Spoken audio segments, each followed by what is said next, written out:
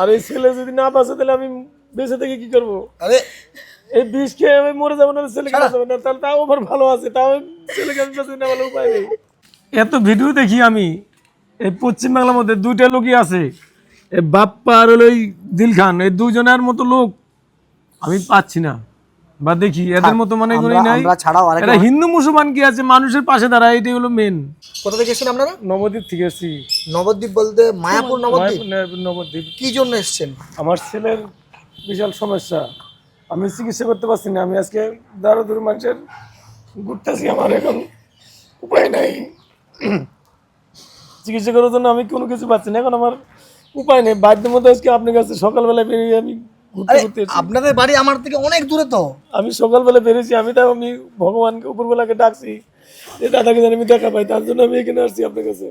আপনি আমাকে ঠিক বাঁচাবেন দাদা, আমাকে পায়ে ধরতে নেই, পায়ে ধরতে নেই, পায়ে ধরতে নেই, দাদা আমার ছেলেকে একটু বাঁচানো। পায়ে ধরতে নেই, দাঁড়ান। ফুসফুসি খারাপ হয়ে গেছে, হাতের ফুটা আছে, নার্ভের সমস্যা, ব্রেনের সমস্যা। ডাক্তার বলছে 14 থেকে 15 লাখ টাকা নিয়ে বাইরে নিয়ে যেয়ে বিশালভাবে চিকিৎসা করতে হবে, এখানে চিকিৎসা হবে না। আমার বাড়ি মায়াপুর থেকে 100 কিলোমিটারের উপরে হবে। তো কি করে বুঝলেন যে আমি আজকে এখানে থাকবো বা আমার এখানে বাড়ি? আমি আজকে উপরবেলাকে ডাকছি যে না, আমার উপায় নেই, ওই দাদার কাছে না গেলে আমার উপায় নেই, আমি বাঁচতেও না, ছেলেটাকে বাঁচাতেও না। এখন ছেলেকে যদি না বাঁচাতে পারি, আমরা তো বেঁচে থেকে কি করবো? আমরা দুজনাই মুসকে মরে যাবো, সবাই মরে, বাঁচানো আমার ছেলেকে। দাঁড়ান না, দাঁড়ান। আপনারা বাচ্চাটাকে কোথায় কোথায় নিয়ে গেছিলেন?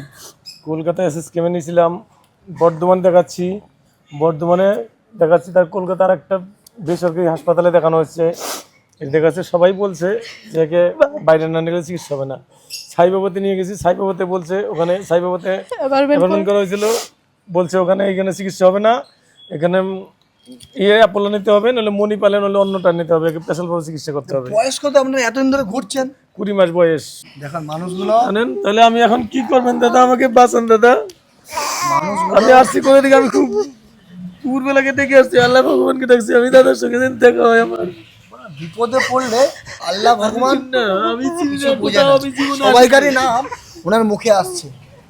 দেখেন মানুষগুলো বিপদে পড়লে কতটা অসহায় হয়ে আমি যায়। চিনি না, আমি কোনোদিন আসি না, এই জীবনে প্রথম আসলাম এই আজকে, জিজ্ঞেস করে করে। জানেন, কোনো স্ক্যানার আছে আপনাদের? চেনার আছে তো? চলুন আমি এনাদের স্ক্যানারটা ভিডিওর মধ্যে দিয়ে দিলাম। তা আমাকে না বলে এত দূর থেকে আসে? দাদা আমি জানি না, আমি যে আসছি, যে আমি আজকে আল্লাহ ভগবানের নাম নিয়ে আমি আসছি, যা আছে। আমার কোনো জাত নেই, আমার কোনো নেই, উপরবেলার সবাই সমান, সবাই একই, মানুষ মানুষ। আমি এইতে আসছি, আমি আইসা নিয়ে জিজ্ঞেস করতে করতে আমি আসছি, ওখান থেকে টোটো ভাড়াকে বলছি। আমি কোনোদিন আসিনি, এই জীবনে প্রথম। দেখেন আমি এখানে পারলে নাটক করে ভিডিও বানাতে পারতাম, অনেক কিছু করতে পারতাম, এনাদেরকে এখন কান ধরিয়ে উঠবোস করতে পারতাম, কিন্তু এই সময় এই অসহায় মানুষগুলোকে দিয়ে এরকম যদি অত্যাচার করা, তাহলে জিনিসটা আরও খারাপ হবে। তাই আমি সিধা সাধাভাবে ভিডিওটা বানালাম। এবং একটা জিনিস খারাপ লাগলো, এই যে বিষের বোতলটা প্যাকেটে করে নিয়ে ঘুরছে, জানি না আমার জন্যই করেছে কি এটা, কিন্তু এনাদের যে এখন অবস্থা সত্যি বিষ খাওয়ার মতো। আমি পারলে এনাদেরকে নিয়ে নাটক করে ভিডিও বানাতে পারতাম, কিন্তু সেটা করিনি। এই জন্য তোমাদের জন্য, কারণ নাটক না করলেও মানুষ ভিডিও দেখে, মানুষ ভিডিও শেয়ার করে, মানুষ ভিডিওর মাধ্যমে মানুষের পাশে থাকে।